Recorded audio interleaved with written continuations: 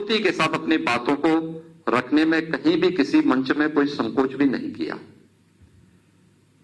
मुझे याद है आज से 15 साल 20 साल पहले जब हम लोग आजमगढ़ जाते थे, उस समय भारतीय जनता पार्टी या हमारे सांस्कृतिक संगठनों के लिए आजमगढ़ थोड़ा बहुत कंटीली धरती हो गई थी और बड़ा चुनौतीपूर्ण स्थिति होता था। उस समय हम लोगों को जो कुछ 2 4 6 चेहरे आजमगढ़ में मिलने के लिए आते थे या जिनसे हम मुलाकात कर पाते थे, उनमें से डॉक्टर कन्हैया सिंह जी एक है। मुझे याद है उन स्थितियों में भी वे हमेशा उसी स्थिति में, जब डॉक्टर विनम्र सेन सिंह जी ने मेरे सामने इस बात को रखा कि स्वाभाविक रूप से हर पौत्र को के लिए सौभाग्य का क्षण होगा कि अपने बाबा की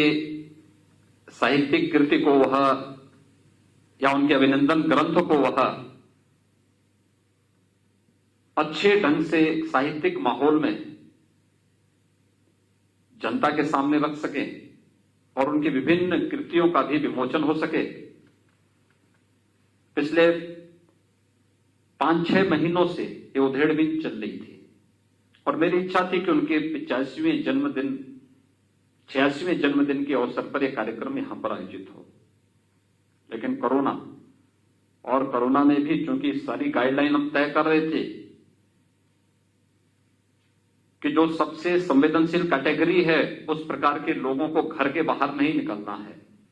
और यहां पर मैं डॉक्टर कन्हैया सिंह जी के अभिनंदन का कार्यक्रम करता तो लोग स्वयं मुझे आलोचना के घेरे में खड़ा कर देते, तो मैं टालता रहा। मैं कहता था कुछ समय थोड़ा वेट करिए, मैं भी चाहता हूं ये कार्यक्रम हो और उस कार्यक्रम में मैं स्वयं भी भाग लेना चाहता हूं, मैं स्वयं भी उसमें अपनी उपस्थिति इस कार्यक्रम के माध्यम से रखना चाहता हूं, क्योंकि मुझे मालूम है जब मुझे अपने पूज्य गुरुदेव के अभिनंदन ग्रंथ को प्रकाशित करवाना था, उस समय उस ग्रंथ के लिए उतनी सामग्री और सामग्री के साथ साथ फिर कैसे इस कार्यक्रम को आगे बढ़ाया जाए, क्योंकि साहित्य मेरा विषय नहीं था, लेकिन उसमें कैसे एक अच्छा अभिनंदन ग्रंथ बने और उस अभिनंदन ग्रंथ के विमोचन के कार्यक्रम को फिर हम आगे बढ़ा सके। तो उस समय डॉक्टर कन्हैया सिंह जी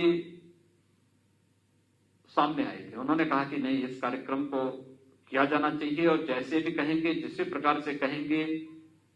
गोरखपुर में कुछ समय स्टे करने के लिए वहां पर मुझे रुकना भी पड़ेगा, तो मैं गोरखपुर में रुक करके इस कार्यक्रम को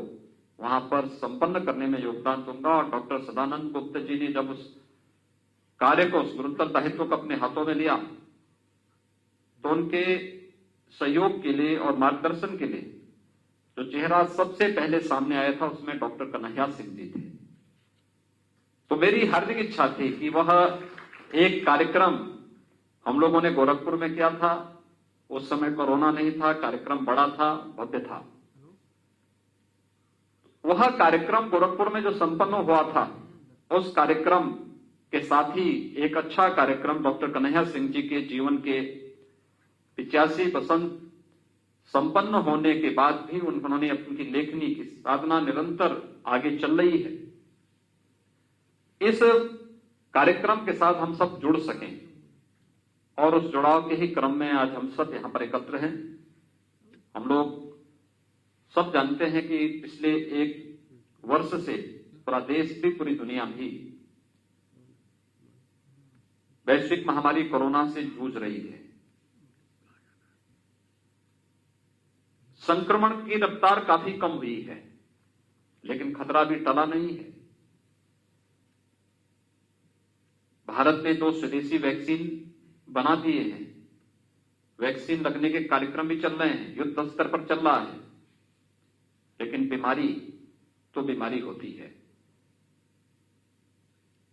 बचाव उसका सर्वोत्तम उपाय होता है। सावधानी के प्रति जागरूकता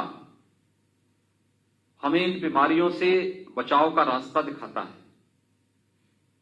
और यह अभी भी हमें पालन करना होगा। कोरोना समाप्त भी हो जाएगा, वैक्सीन लगने के बाद भी हमें सावधानी और सतर्कता तो बनाई रखनी ही पड़ेगी। और उस सावधानी और सतर्कता के लिए जो हाई रिस्क कैटेगरी है, उस हाई रिस्क कैटेगरी में अभी भी हम लोगों को याद रखना होगा कि 11-12 मार्च से विद्यालय बंद हुए थे बेसिक शिक्षा परिषद के। अभी तक हम लोग उन्हें प्रारंभ नहीं कर पाए। हमने 6ठी से लेके 8वीं तक और उससे ऊपर की क्लासेस प्रारंभ की हैं। 9वीं क्लास से लेकर के ऊपर की क्लासेस हमारी प्रारंभ हुई थी अक्टूबर नवंबर में, और अभी इसी माह हम लोगों ने 6ठी से लेके 8वीं तक की भी क्लासेस आधी स्ट्रेंथ के साथ प्रारंभ शुरू किया है। लेकिन पहली से 5वीं और आंगनबाड़ी के जो केंद्र हमारे हैं, जिन्हें हम इस बार प्री प्राइमरी के रूप में प्रारंभ करना चाहते थे, वे अभी भी नहीं प्रारंभ हो पाए हैं। इसलिए ये सतर्कता और सावधानी हमें आगे भी रखनी पड़ेगी और इसमें समाज की जागरूकता अत्यंत बड़ी भूमिका के साथ सामने आएगा। तो मेरे सामने चुनौती थी कि कैसे हम कोरोना के संक्रमण को भी रोकें और साथ साथ इस कार्यक्रम को भी यहां पर संपन्न कर सकें। और मुझे प्रसन्नता है कि डॉक्टर कन्हैया सिंह जी जैसे वरिष्ठ साहित्यकार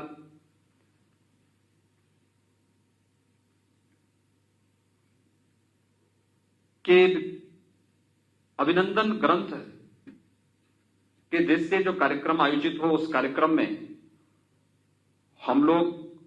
कुछ अच्छे ढंग से प्रस्तुत कर सकें और उस अच्छाई का एक प्रयास प्रारंभ हुआ है। मैं आज के इस अवसर पर जब डॉक्टर कन्हैया सिंह जी के अभिनंदन के साथ साथ उनकी साहित्यिक कृतियों का यहां पर विमोचन का एक कार्यक्रम संपन्न हुआ है, मैंने उनकी अनेक कृतियों को देखा है, उनका अवलोकन किया है और उन्होंने भी जिस क्षेत्र में उन्होंने जाके काम किया है पूरी तन्मयता के साथ लीन होकर के मधुमती स्थिति में जाकर के उस साहित्य साधना के प्रति अपनी टूट निष्ठा को व्यक्त करने में किसी भी प्रकार का कोई संकोच नहीं किया है। आज जब उनके अभिनंदन के लिए काली मिट्टी पर पारे की रेखा के विमोचन के साथ ही उनके अन्य साहित्यिक कृतियों का विमोचन यहां पर हो रहा है, मैं इस अवसर पर डॉक्टर कन्हैया सिंह जी के स्वस्थ और दीर्घ जीवन की कामना करता हूं। ईश्वर उन्हें शतायु बनाए, उनकी साहित्य साधना निरंतर इसी तेजस्विता के साथ आगे बढ़ती रहे और साहित्य साधना में जो हमारे नए साहित्यकार आए हैं इन सब का मार्गदर्शन करता रहे, इस विश्वास के साथ उनकी जो अन्य कृतियां भी आज यहां पर विमोचित हो रही हैं, जिनका यहां पर एक कृति महायोगी गुरु गोरक्षनाथ जी पर भी है। गोरखनाथ जीवन और दर्शन से संबंधित उनकी कृति भी यहां पर विमोचित हो रही है और भी अन्य उनके जो साहित्य कृतियां हैं, इसके लिए मैं उनका हृदय से अभिनंदन करता हूं और विश्वास व्यक्त करता हूं कि उनकी साहित्य की साधना कोरोना कालखंड के दौरान तो उनको काफी फुर्सत मिली होगी, क्योंकि इस उम्र में भी वे इधर उधर जाते हैं, मेहनत करते हैं। भ्रमण का उनका कार्यक्रम इस उम्र में भी निरंतर चला, एक चरेवेती के ही मंत्र पर आगे भी बढ़ रही है। लेकिन कोरोना कालखंड ने बहुत सारे लोगों को रचनात्मक रूप से एक जगह बैठ करके लिखने और उस पर चिंतन मनन करने की एक नई परंपरा को भी आगे बढ़ाने का अवसर दिया है और उनकी साहित्यिक कृति इसी कालखंड के दौरान आई है। मैं इसके लिए भी उनका हृदय से अभिनंदन करता हूं और ईश्वर से उनके स्वस्थ और दीर्घ जीवन की कामना करते हुए डॉक्टर विनम्र सेन सिंह जी को और हिंदी संस्थान के डॉक्टर सदानंद गुप्त जी और उनकी पूरी टीम को भी मैं हृदय से धन्यवाद देता हूं कि उन्होंने डॉक्टर कन्हैया सिंह जी के अभिनंदन के लिए आज के इस आयोजन को यहां पर संपन्न किया है। मैं इसके साथ ही इस पूरे आयोजन से जुड़े हुए उन सभी महानुभावों को,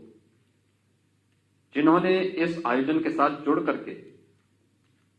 कोरोना के प्रोटोकॉल का भी पालन किया है और साथ साथ डॉक्टर कन्हैया सिंह जी के अभिनंदन के साथ सहभागी बने हैं, उन सबको भी हृदय से साधुवाद देते हुए आप सबके प्रति मैं अपनी शुभकामनाएं देता हूं। धन्यवाद। जय हिंद।